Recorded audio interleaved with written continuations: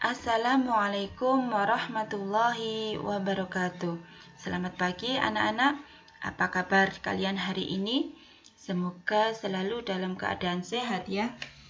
Anak-anak, sebelum kita mulai belajar, kita berdoa terlebih dahulu. Bismillahirrahmanirrahim. Rabbi zidni ilma warzuqni fahma. Hari ini kita akan belajar materi bahasa Indonesia tema 1 subtema 3 tentang pertumbuhan hewan.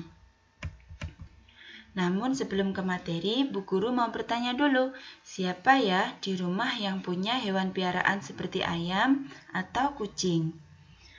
Nah, anak-anak sudah pernah mengamati belum? Ayam itu melahirkan apa bertelur ya? Kemudian kucing itu melahirkan apa bertelur? Untuk mengetahui lebih jelas tentang materi pertumbuhan dan perkembangan hewan, yuk kita sama-sama belajar tentang materi dan pertumbuhan dan perkembangan hewan serta cara perkembangbiakannya. Setiap makhluk hidup pasti mengalami pertumbuhan dan perkembangan. Di Indonesia sendiri terdapat berbagai jenis hewan, hewan peliharaan, hewan langka, dan hewan liar. Setiap hewan mengalami pertumbuhan dan perkembangan yang berbeda-beda, tergantung faktor yang mempengaruhinya. Coba anak-anak perhatikan 2 ekor kucing yang ada di sini. Kucing 1, tubuhnya terlihat lebih kecil dibandingkan dengan kucing 2. Itu dipengaruhi oleh beberapa faktor. Faktor yang mempengaruhi pertumbuhan dan perkembangan pada hewan ada 2. Faktor internal, yaitu faktor yang terdapat dalam tubuh hewan, meliputi genetik dari induknya, hormon dalam tubuh hewan. Faktor eksternal, yaitu faktor yang terdapat di luar tubuh hewan, meliputi makanan dan minuman, aktivitas tubuh, suhu udara, oksigen, dan sinar matahari. Setelah kita belajar tentang pertumbuhan dan perkembangan hewan, sekarang kita lanjutkan belajar tentang perkembangbiakan hewan. Sebelumnya anak-anak sudah bisa membedakan belum? Apa itu berkembangbiak dan apa itu perkembangan? Kita bahas satu-satu ya.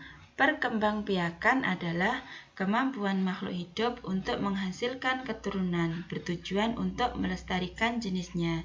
Sedangkan perkembangan adalah perubahan kemampuan, kecakapan, keahlian, kematangan organ-organ fisik hewan. Cara perkembangbiakan hewan ada 3 cara. Yang pertama, bertelur. Contohnya ada ayam, ikan, kupu-kupu, nyamuk, katak, dan lain-lain. Cara yang kedua, melahirkan. Contohnya kucing, kuda, sapi, kambing, dan lain-lain. Cara yang ketiga, melahirkan dan bertelur. Bagaimana ya caranya? Jadi, hewan tersebut bertelur, tapi telurnya menetas di dalam tubuh induknya. Lalu, induk tersebut mengeluarkan anaknya dengan cara melahirkan. Contohnya ada buaya, kadal, ular kobra, dan lain-lain. Nah, sekarang kita bahas untuk cara perkembangbiakan dengan bertelur. Contoh hewan yang pertama adalah ayam.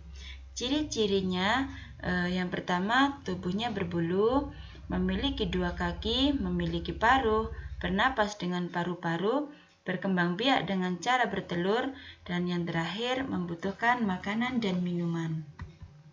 Fase pertumbuhan hidup ayam dimulai dari telur, kemudian menetas, kemudian tumbuh menjadi anak ayam, kemudian tumbuh menjadi ayam muda, dan tumbuh menjadi ayam dewasa.